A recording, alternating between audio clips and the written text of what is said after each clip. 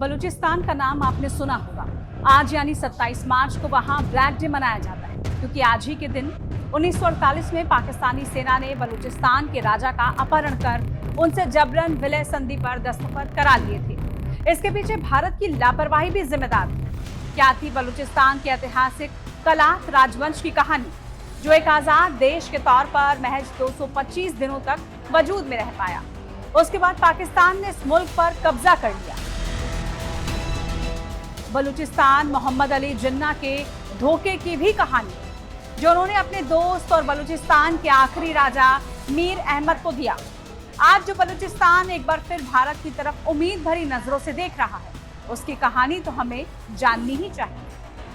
आज जिसे हम बलूचिस्तान के नाम से जानते हैं, एक वक्त वहां 4 रियासतें हुआ करती थी: कलात, खारान, लौसबुला और मकरान। बलूची आबादी ईरान, अफगानिस्तान और पाकिस्तान तीनों मुल्कों में रहती है। इनका ये साझा इलाका बलूचिस्तान के नाम से जाना जाता है।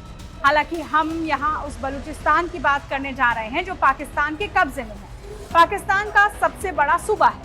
1870 में अंग्रेजों ने कलात की खान सल्तनत से एक संधि कर ली, जिससे रियासतें अंग्रेजों के अधीन आ गई। इसके बावजूद ब्रिटिश सरकार का इन पर सीधा कंट्रोल नहीं था।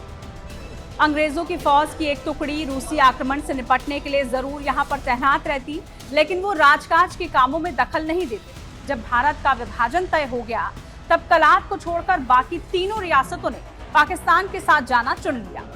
कलात के मीर अहमद खान अपने मुल्क को आजाद रखने की मंशा रखते थे। 1946 में जब कैबिनेट मिशन भारत आया, तब मीर अहमद ने अपना एक वकील मिशन के पास भेजा। जानते हैं ये वकील कौन था? मोहम्मद अली जिन्ना। जी हाँ, बाद में पाकिस्तान के कायदे आजम बने मोहम्मद अली जिन्ना की मीर अहमद खान से गहरी दोस्ती थी। जिन्ना ने तब कैबिनेट मिशन में मीर अहमद का पक्ष रखते हुए कहा था, बंटवारे की शर्तों में कलात को आजाद डिक्लेयर किया जाना चाहिए, क्योंकि कलात की संधि ब्रिटिश इंडिया सरकार से नहीं बल्कि सीधे ब्रिटिश क्राउन से हुई थी।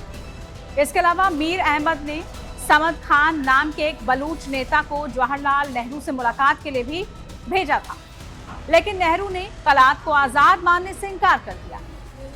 इन कवायदों का कोई फायदा नहीं निकला तो कलात के खान खुद दिल्ली आए। 4 अगस्त 1947 को दिल्ली में एक राउंड टेबल मीटिंग थी, जिसमें वायसराय लॉर्ड माउंटबेटन और जिन्ना भी मौजूद थे। इस मीटिंग में तय हुआ कि कलात एक आजाद देश रहेगा और खारान और लौसबुला का भी उसमें विलय कराया जाएगा। इसके एक हफ्ते बाद 11 अगस्त 1947 को मुस्लिम लीग और कलात के बीच एक साझा घोषणा पत्र पर हस्ताक्षर हुए, जिसमें लीग ने माना कि कलात की अपनी अलग पहचान है और लीग उसकी आजादी का सम्मान करता है। 15 अगस्त को भारत आजाद हुआ। इसके ठीक अगले दिन यानी 16 अगस्त को कलात ने अपनी आजादी की घोषणा कर दी। कलात में तुरंत संसद का गठन भी हुआ। संसद के दोनों सदनों से कलात की आजादी का प्रस्ताव पारित हुआ। हालांकि 21 अगस्त 1947 को खारान के शासक मीर हबीबुल्लाह ने जिन्ना के नाम एक खत लिखा कि मेरी सल्तनत कभी कलात के काबू में नहीं आएगी, हम उनका भरपूर विरोध करेंगे। लौसबुला ने भी कलात में मिलने से इनकार कर दिया। अक्टूबर में खुद जिन्ना ने कलात से पाकिस्तान में विलय की मांग रख दी। इस पर कलात की संसद ने जवाब दिया, अफगानिस्तान और ईरान की तरह हमारी संस्कृति भी पाकिस्तान से अलग है। महज मुस्लिम होने से हम पाकिस्तानी नहीं हो जाते। अगर ऐसा है तो फिर ईरान और अफगानिस्तान को भी पाकिस्तान में विलय कर दिया जाना चाहिए। लेकिन जिन्ना अपने मिशन पर लगे हुए थे। 17 मार्च 1948 को बलूचिस्तान की बाकी रियासतों खारान, लौसबुला और मकरान का पाकिस्तान में विलय करवा लिया गया। कलात के राजा पर दबाव बढ़ने लगा। वो भारत में विलय करना चाहते थे, लेकिन भारत की तरफ से 27 मार्च 1948 को ऑल इंडिया रेडियो पर वीके मेनन के हवाले से कहा गया कि कलात के खान पाकिस्तान की बजाय भारत में विलय की बात कर रहे हैं। लेकिन भारत का इस मुद्दे से कुछ लेना देना नहीं है, क्योंकि मेनन अब सरदार पटेल के साथ रियासतों के विलय की जिम्मेदारी संभाल रहे थे। इसलिए उनके बयान पर हंगामा बरपा। पाकिस्तान तो इसी फिराक में था। ठीक अगले दिन 28 मार्च को जिन्ना ने अपने पुराने दोस्त कलात के मीर अहमद खान की रियासत पर हमला बोल दिया। सेना ने चढ़ाई की और खान का अपहरण कर लिया गया और उन्हें कराची लाया गया, जहां उनसे जबरदस्ती विलय पत्र पर दस्तखत करवा लिए गए। इस तरह आजादी के 225 दिन बाद कलात पर पाकिस्तान ने कब्जा कर लिया।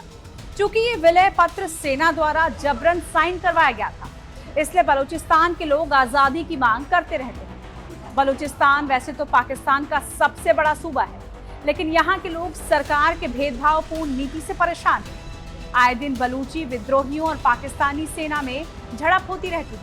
कई लोग बलूचिस्तान को अगला बांग्लादेश भी कहते हैं।